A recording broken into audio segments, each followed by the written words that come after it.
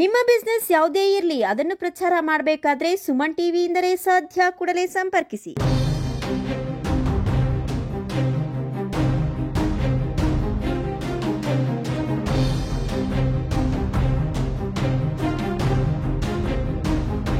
ಚಿಕ್ಕಬಳ್ಳಾಪುರ ನಗರಸಭೆ ಮೇಲೆ ಲೋಕಾಯುಕ್ತ ದಾಳಿ. ಲಂಚ ಪಡೆಯುವಾಗ ಸಿಕ್ಕಿಬಿದ್ದ ಎಂಜಿನಿಯರ್ ಅರುಣ್ 75,000ಕ್ಕೆ ಬೇಡಿಕೆ ಇಟ್ಟು 35,000 ಪಡೆಯುವಾಗ ಲೋಕಾಲಾಕ್.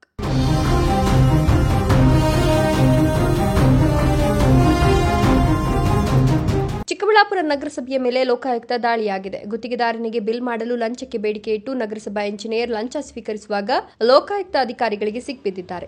ನಗರಸಭಾ ಅಧಿಕಾರಿಗಳ ಲಂಚಾವತಾರ ಇದೀಗ ಬಹಿರಂಗವಾಗಿದ್ದು, ಅಧಿಕಾರಿಯನ್ನ ಲೋಕಾಯುಕ್ತ ಪೊಲೀಸರು ವಶಕ್ಕೆ ಪಡೆದಿದ್ದಾರೆ. ಕಳೆದ ಹಲವು ದಿನಗಳಿಂದ ಚಿಕ್ಕಬಳ್ಳಾಪುರ ನಗರಸಭಾ ಅಧಿಕಾರಿಗಳ ವಿರುದ್ಧ ಭ್ರಷ್ಟಾಚಾರದ ಆರೋಪ ಇತ್ತು, ಆದರೆ ಅದು ಬಹಿರಂಗವಾಗಿರಲಿಲ್ಲ. ಇಂದು ಲೋಕಾಯುಕ್ತ ಅಧಿಕಾರಿಗಳು ದಾಳಿ ನಡೆಸುವ ಮೂಲಕ ನಗರಸಭಾ ಅಧಿಕಾರಿಗಳ ಭ್ರಷ್ಟಾಚಾರ ಬಹಿರಂಗ ಮಾಡಿದ್ದು, ಲಂಚ ಸ್ವೀಕರಿಸುತ್ತಿದ್ದ ಅಧಿಕಾರಿಯನ್ನ ಲಂಚದ ಸಮೇತ ವಶಕ್ಕೆ ಪಡೆಯುವಲ್ಲಿ ಲೋಕಾಯುಕ್ತ ಅಧಿಕಾರಿಗಳು ಯಶಸ್ವಿಯಾಗಿದ್ದಾರೆ. ಚಿಕ್ಕಬಳ್ಳಾಪುರ ನಗರಸಭಾ ವ್ಯಾಪ್ತಿಯ ವಿವಿಧ ವಾರ್ಡ್ಗಳಲ್ಲಿ ಗುತ್ತಿಗೆ ಕೆಲಸ ಮಾಡುತ್ತಿದ್ದ ಗುತ್ತಿಗೆದಾರರೊಬ್ಬರಿಗೆ ಮಾಡಿದ ಗುತ್ತಿಗೆಯ ಹಣದ ಬಿಲ್ ಮಾಡಲು ನಗರಸಭಾ ಎಂಜಿನಿಯರ್ ಅರುಣ್ ಲಂಚಕ್ಕೆ ಬೇಡಿಕೆ ಇಟ್ಟಿದ್ರು ಎನ್ನಲಾಗಿದೆ.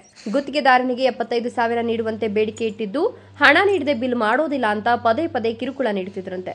ಇದರಿಂದ ರೋಸಿ ಹೋದ ಗುತ್ತಿಗೆದಾರ ಲೋಕಾಯುಕ್ತ ಅಧಿಕಾರಿಗಳಿಗೆ ದೂರು ನೀಡಿದ್ದಾರೆ. ಗುತ್ತಿಗೆದಾರ ನೀಡಿದ ದೂರಿನನ್ವಯ ಲೋಕಾಯುಕ್ತ ಅಧಿಕಾರಿಗಳು ಸಿದ್ಧತೆ ಮಾಡಿಕೊಂಡಿದ್ದು, ಎಂಜಿನಿಯರ್ ಅರುಣ್ ಬೇಡಿಕೆ ಇಟ್ಟಿದ್ದ 75,000ದಲ್ಲಿ ಇಂದು 35,000 ನೀಡುವಾಗ ಲೋಕಾಯುಕ್ತ ಅಧಿಕಾರಿಗಳು ದಾಳಿ ನಡೆಸಿ ಲಂಚದ ಹಣದ ಸಮೇತ ಎಂಜಿನಿಯರ್ ಅರುಣ್ ಅವರನ್ನ ವಶಕ್ಕೆ ಪಡೆಯುವಲ್ಲಿ ಯಶಸ್ವಿಯಾಗಿದ್ದಾರೆ.